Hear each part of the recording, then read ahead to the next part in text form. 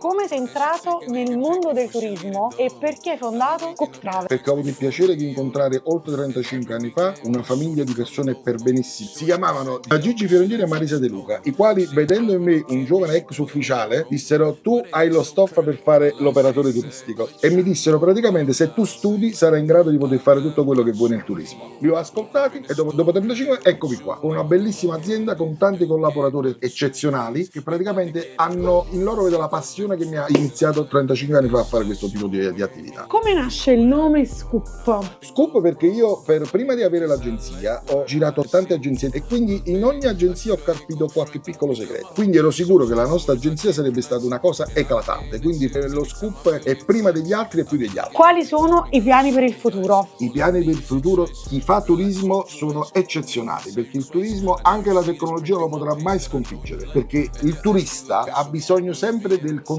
di una persona che fa questo di lavoro. Nel 2224 noi già ci siamo organizzati. Tutti i miei nipoti e i miei collaboratori del futuro sicuramente avranno di che lavorare, perché il turismo non ti abbandona mai.